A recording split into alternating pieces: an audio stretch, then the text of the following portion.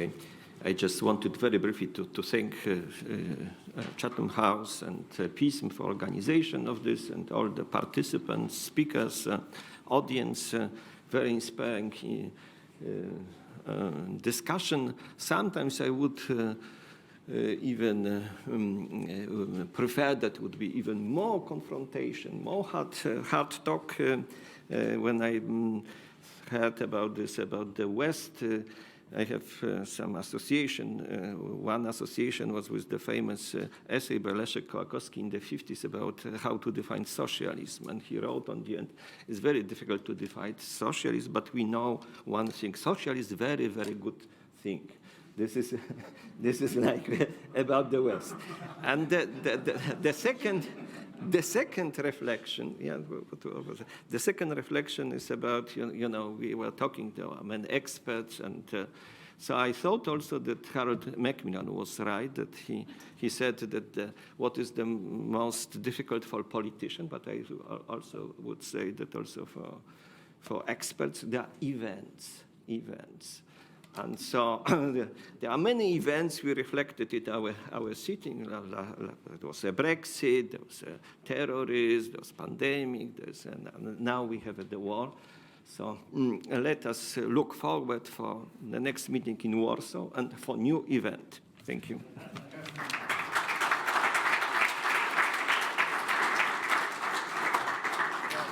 My colleague has just said that he quoted the individual who said that socialism, we know it's a very good thing. I couldn't help but be reminded of the remark that was made that communism only worked either in heaven where they did not need it or in hell where they had it already.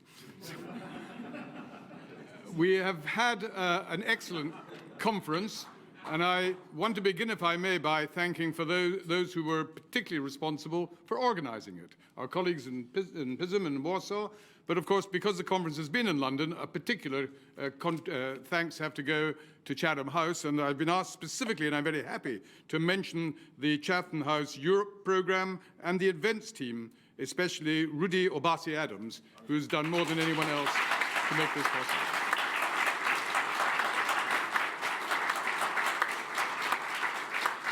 You know, ladies and gentlemen, there were two parts to this conference, and we might have begun by saying, well, we had to cover both of them, but what on earth did they have in common? One was obviously Ukraine, a fundamental issue which the whole world is convulsed by, but particularly we have spent a lot of time on, and the quite separate, or so it would seem, question of civic society, and how we can see the growth of civic society in Poland, in the United Kingdom, and elsewhere in our world. But it only needs a moment's thought to think about, actually, how interconnected these two themes are. Because, there may be many explanations for Mr. Putin's decision to invade Ukraine. But there's no question that one of them was that he perceived Ukraine, a Slav society that has been developing a democratic system of government with civic society, as a threat to his own power and to what he represents. One of the reasons he hates Ukraine is because it is behaving or wants to behave even more as an open society with the sort of things we associate with civic society, freedom of speech, ordinary citizens being able to participate, not simply to serve the government, sometimes to oppose the government, sometimes to put forward alternative views without fear of arrest or imprisonment or harassment. So civic society is not just a social issue, it's an intensely political issue. And that is why our conference, drawing together these two themes, has been so incredibly relevant. Both of them interconnect. None of us know for certain what's going to happen in Ukraine over the weeks and months to come. And we can all differ about our definition of what is the West in the way that we've just heard very eloquently. After I heard all these different explanations, I couldn't help but think I was none the wiser, but better informed. That's not a criticism. I am involved in the same degree of confusion that can appear on these occasions. But we do know that the one thing, however we define the West, the one thing that actually defines that proportion of the world that is opposed to what the current government in Russia and the current government in China represents is an open society. Dr. Zhivago, Pasternak's Dr. Zhivago has a marvelous line in it. Man was born to live, not to prepare for life. The role of citizens is not to serve the government, it's to help contribute to the future of themselves, their families, and their society, of which their government is only a part. And as long as we keep that theme very firmly in our mind when we plan the program for future conferences and future forums, then we will find it a very fruitful exercise and one that is essential in the sort of societies we either have or are trying to build. Thank you very much.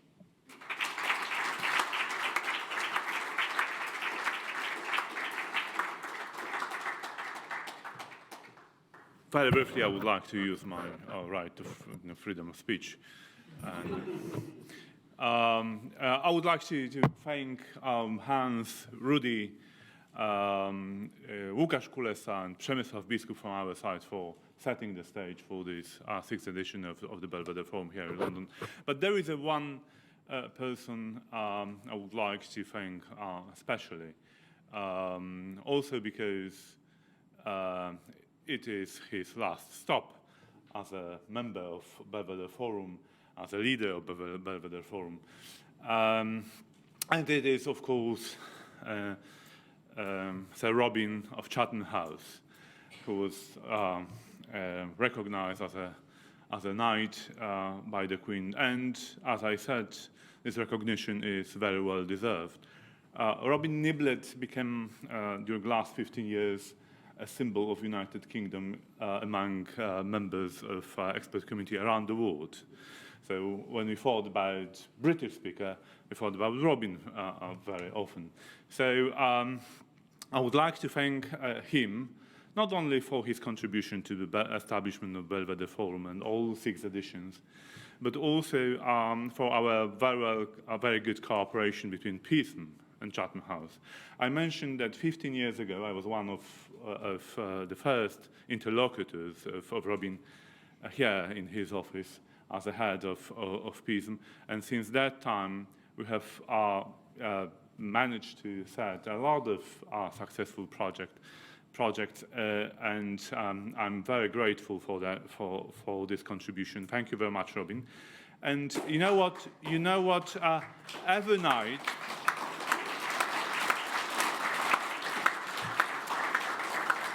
And as a part of recognition for this contribution, I thought that every knight needs a sword.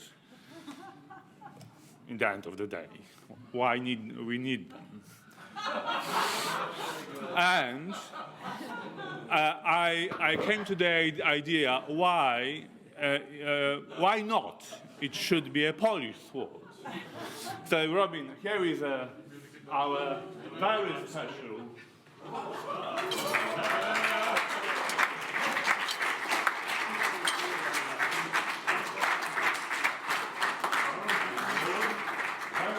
contribution. Not as paint, but a Polish effect for you, Sir Robin. I believe the occasion that sword is better than a pen. Yes. I'm now on. You are. Wow. Okay, thank you. I'm going to have to say something now. Take it with you. Okay.